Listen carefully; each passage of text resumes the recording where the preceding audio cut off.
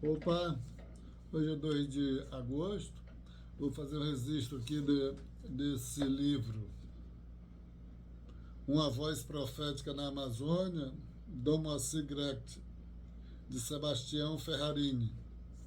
Aqui para vocês verem, né, o livro, para quando quiserem adquirir, deve ter em alguma livraria aqui em Rio Branco, né, ali perto da catedral, suponho que tenha.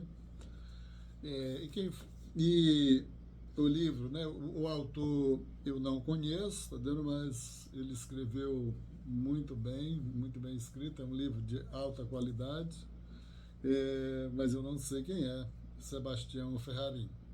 Né? Então, e quem foi o bispo, né, Dom Moacir Grecht? Ele exerceu sua atividade aqui na igreja do Acre Purus, de 1972 a 1998, 26 anos, né, de intensas atividades, né, aqui no Acre. E ele é, ele é de Santa Catarina, com uma formação espetacular, né, uma formação bastante sólida. Claro que estudou em Santa Catarina, estudou em São Paulo e também estudou em Roma. Vou fazer um parênteses aqui, tá dando dado que é muito importante, que está um pouco no livro também, referente a esse período, né, que ele exerceu suas atividades aqui no Acre, que a gente pode considerar um período meio conturbado. Não sei se é possível dizer isso, né, falar num período meio conturbado, de 1972 a 1998, porque o momento em que nós estamos vivendo está muito difícil. Mas, digamos assim, que esse período é bastante conturbado, né? Principalmente ali na segunda metade dos anos 60, a década de 70 e a década de 80. Né? Foi muito difícil, tá vendo? Para a população, para o povo, né? Para aquelas pessoas que sofreram todas as consequências das transformações pelas quais o Acre passou nesse momento. Tá? Então, vou fazer o seguinte parênteses. Né? Ele chegou aqui em 1972, foi nomeado, né, pelo Papa em 1972, e quais eram as referências em termos de igreja, né? Naquele período ali de 1972? Você tinha acontecido de 1962 a 1965, tinha acontecido como é que a gente chama assim? O Concílio Vaticano II, né? Que foi convocado pelo Papa João 23, né? Pelo Papa João 23. E o Concílio Vaticano II, né? Tipo uma assembleia, né, da Igreja Católica para tentar redirecionar, para tentar refletir sobre o papel da Igreja, né, e o seu trabalho. Então, foi convocado, né, o Concílio Vaticano II em cima de alguns pilares que você tinha naquele momento, tá? Principalmente a questão da uma ideia de renovação mais adaptação, ou seja, tentar se adequar aos novos tempos, né, mas manter, tá dando um pouco dos princípios gerais, né, e da tradição da própria igreja. Né. Outra coisa que estava muito que refletiu um pouco, né, o descenso da igreja naquele momento, tá? Tentar se atualizar, né, o mundo a situação do mundo, né, que passava naquele momento. A Guerra Fria, tá vendo? Certa, vamos dizer assim, tensão, né, entre os países, tá vendo? E os países mais dependentes, de certa forma, não tinham muita possibilidade, opções, né, de ter uma escolha própria. Né? Então a igreja procurava, tá dando, se adaptar às grandes questões, né, do mundo, as questões sociais, as questões políticas, né, e as próprias questões religiosas naquela época. Tá?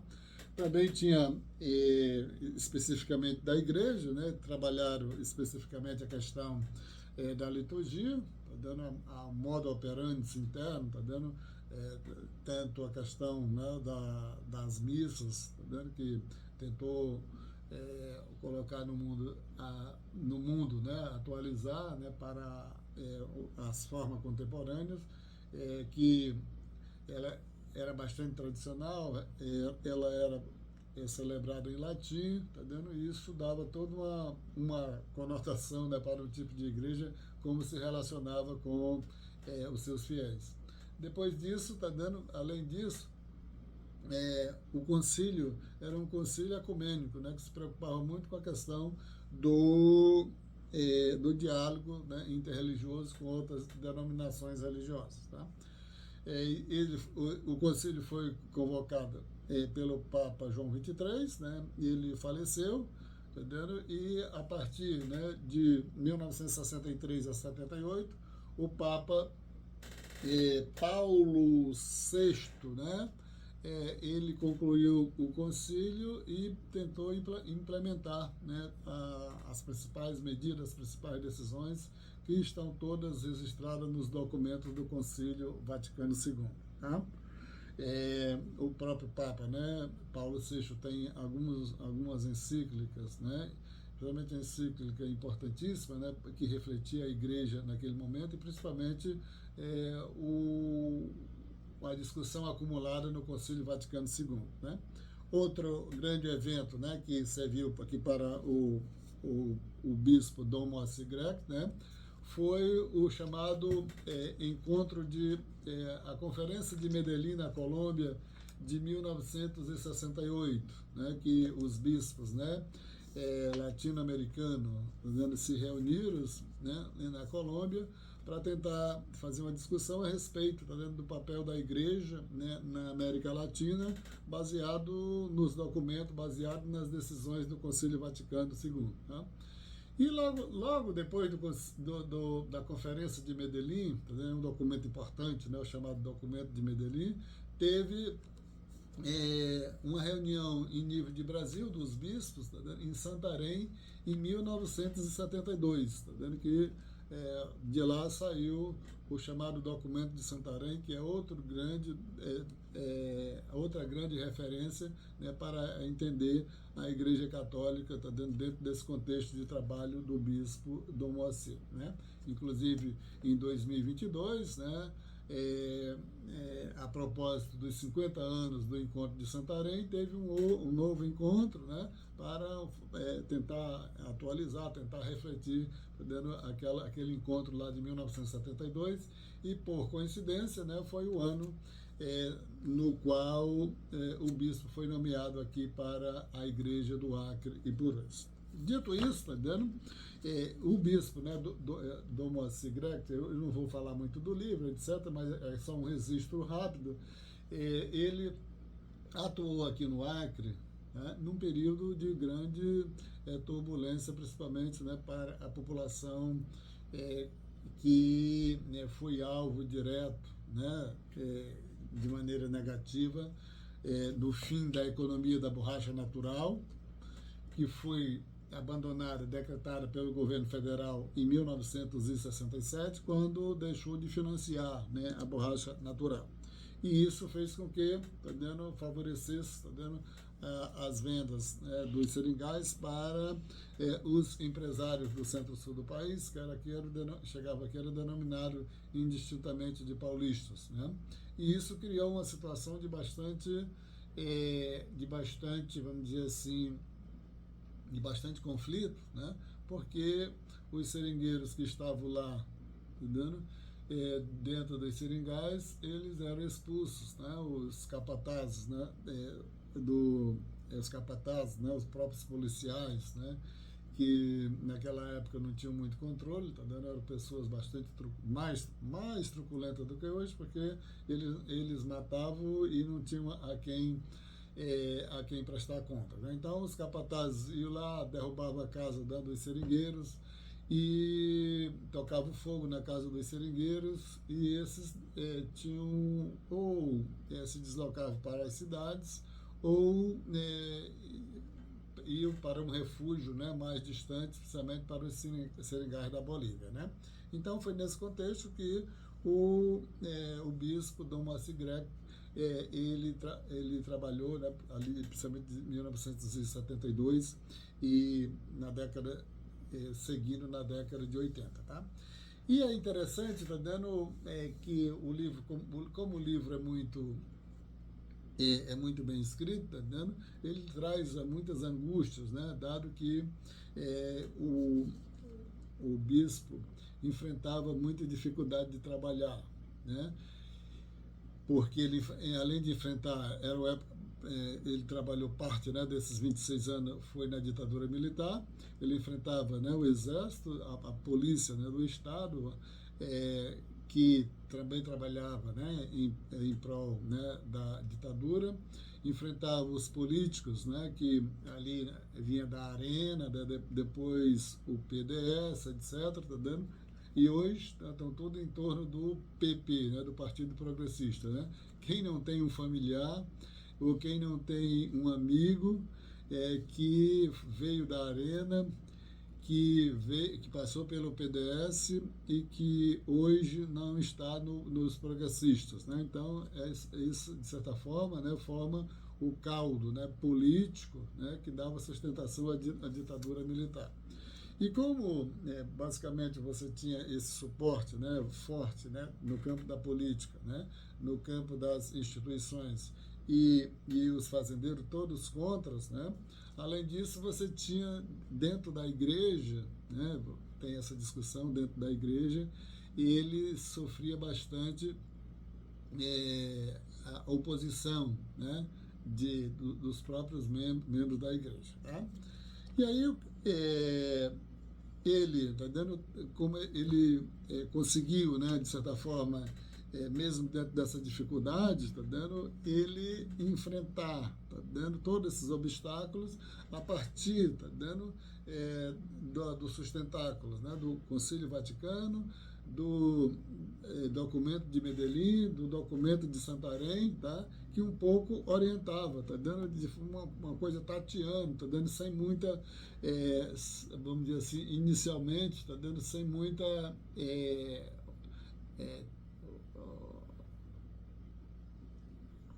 tradição da igreja de enfrentar diretamente essa situação, né?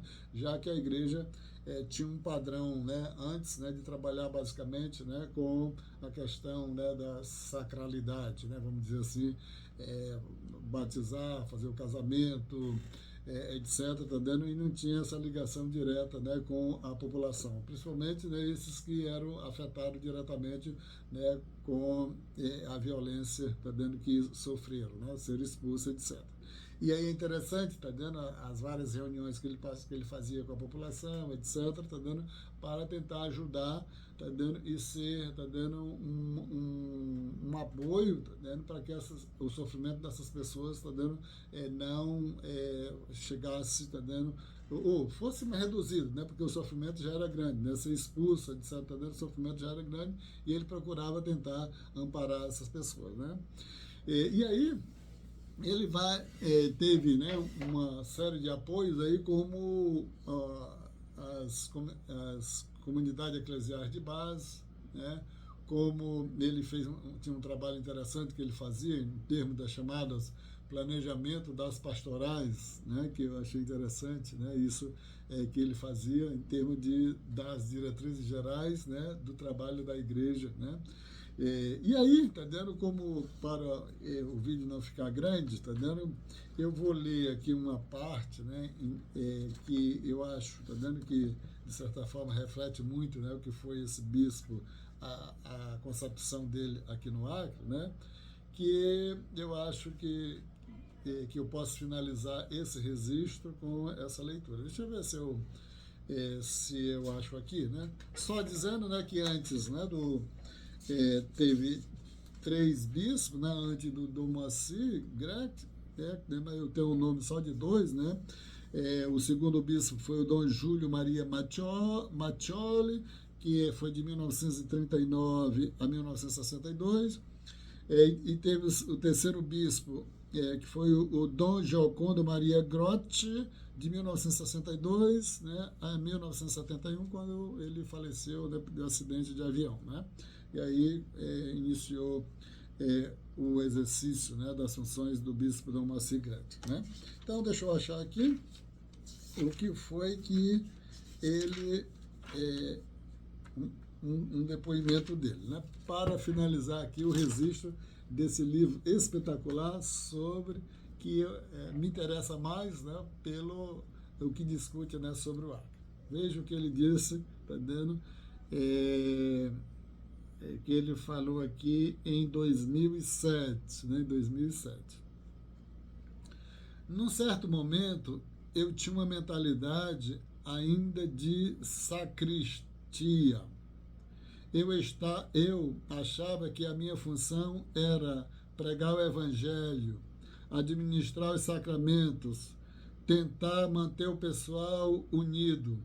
Eu não queria entrar nesse aspecto, digamos, política com P maiúsculo, isto é, a busca do bem comum, da justiça.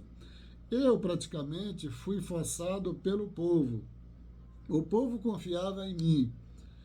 Então eu fui tendo contato com as injustiças bárbaras, arbítrios de autoridades, e acabei me envolvendo. Também naqueles anos eu fui eleito presidente nacional da Comissão Pastoral da Terra. Então a problemática da terra para o Brasil inteiro. Eu fui bem assessorado por pessoas competentes e no Acre por pessoas muito próximas. Aí, então, diziam que a igreja do Acre era política. Não é. É que todo mundo que trabalhava acabou na política. Ficou muito marcado por esse aspecto, né? Aí eu, fechando aqui, tá dando, ele exerceu suas atividades até 1998, tá? Aí eu vou fechar, tá dando, com uma nota que eu li num site local, tá dando, a respeito, tá dando, do atual bispo, né? Que ele diz assim, o atual bispo me parece que está com 75 anos e está prestes a se aposentar, né? E esse site de notícia disse assim, né? O bispo, né, o Dom Joaquim, tá vendo? Ele acabou com aquela, tirou a política de dentro da igreja, né? E disse assim, a cruz de Dom Joaquim é pesada, né? Ele tirou toda a política de dentro da igreja. Não quero fazer nenhum julgamento a respeito, tá dando, do que o bispo faz e do que o bispo fez, tá vendo? Mas eu achei essa nota, tá dando, como contraposição ao que eu li sobre o bispo Dom Moacir Gret, tá vendo? Eu não sou daqui de Rio Branco, tá vendo? Eu sou de Chapuri e não trabalhava, né? Não tinha ligação, né, direta com as atividades do bispo, mas eu achei uma coisa fantástica para nós entendermos, tá vendo, o Acre nesse período, tá vendo, no qual ele exerceu suas atividades aqui, tá vendo, de 1972 a 1978. É uma leitura, tá vendo, que para todo mundo que é acriano e hoje é meio alienado, né, do que existe, tá vendo, é uma leitura imprescindível. Tá? Então, queria fazer esse registro desse livro